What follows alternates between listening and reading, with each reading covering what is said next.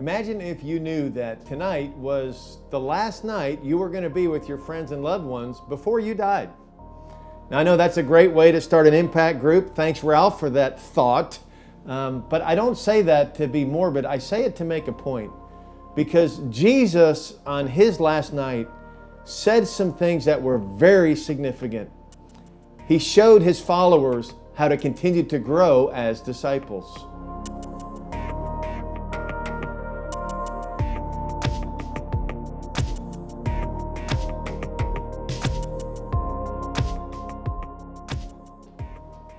By the time you read to John 13 in the Gospel of John, Jesus' time is up.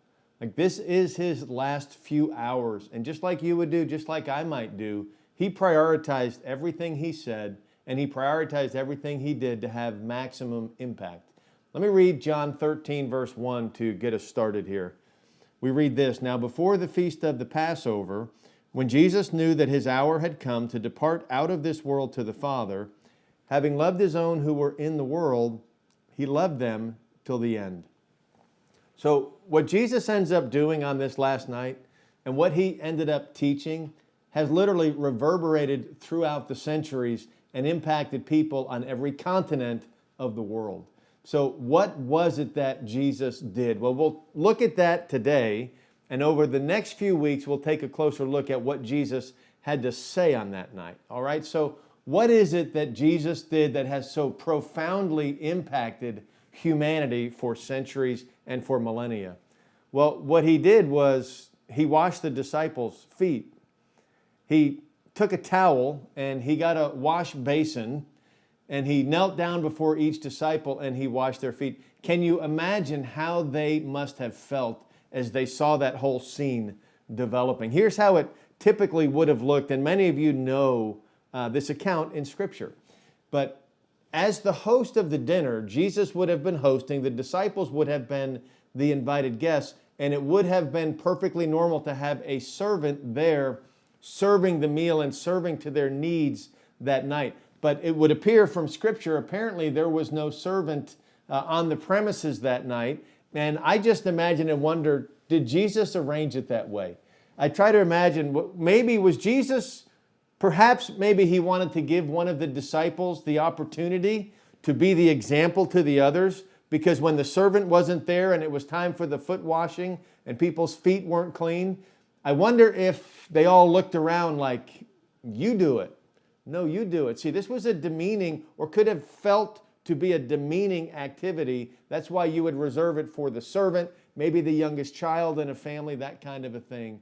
But I just imagine maybe Jesus looking around the room, just wondering, have any of them got it yet? In all the time I've been pouring into them, do any of them understand yet what it's really all about? And I don't know how much time went by, but at a certain point, Jesus said, okay, I'm going to be the example. Now, I don't know if that was exactly what was going through his mind, but that's the scene that we're seeing here at the Last Supper. And so with that, Jesus gets up and he takes the towel and the basin and he kneels and he washes their feet. And of course, there's some conversation back and forth, especially with Peter. But then when he was done, Jesus told them exactly what it means to be in a rabbi-disciple relationship. So he's just given them this incredible example.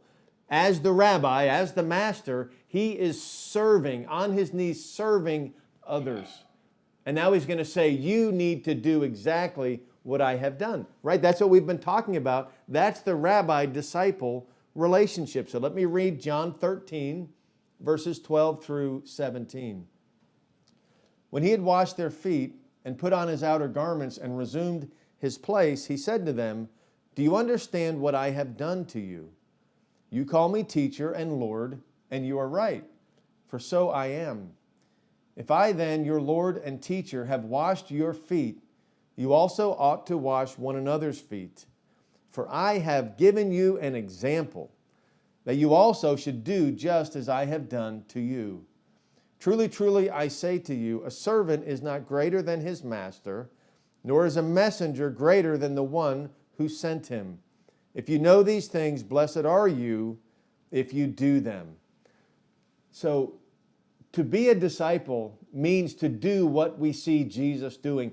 And with only a few hours left, his last great example, other than going to the cross, which was also an example of serving all humanity, Jesus served in the humblest way that he could demonstrate to them by washing the feet. And so the question now becomes for us, well, what does that mean for a disciple? Does it mean we should literally go around washing each other's feet? Well, there may be an instance where that's would be appropriate, symbolic, or otherwise.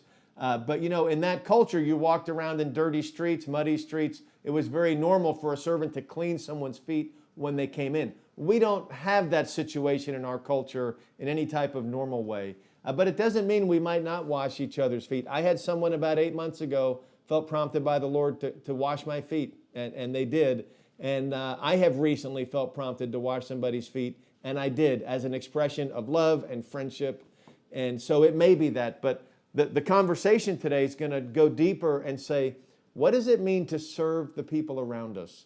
And we've had similar conversations in other weeks, but this theme keeps coming back. If we want to be like Jesus, we must love and serve the people around us because that's what he did.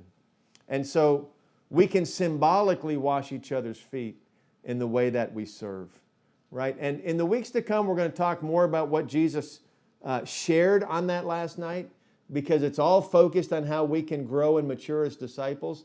But let me just point out one thing he said now, because it ties into the whole idea of serving and washing the feet. And remember, this is his last night. This is his last shot this side of the cross with these disciples for them to get it. And so Jesus goes on and he says this in John 13, verses 34 and 35. He says, "A new commandment I give to you, that you love one another. Just as I have loved you, you are also to love one another. By this all people will know that you are my disciples, if you have love one for another." And so that's it then.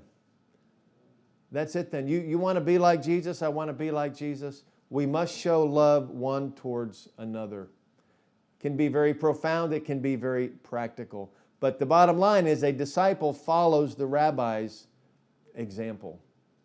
And a disciple follows the rabbi's teaching.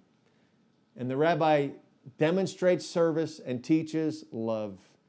And Jesus chose to emphasize these two realities to his followers because they're of utmost importance to him. So have a great conversation, and let's talk about how we can serve each other, how we can love in practical means, and whatever else may come up within the context of this scripture in John chapter 13.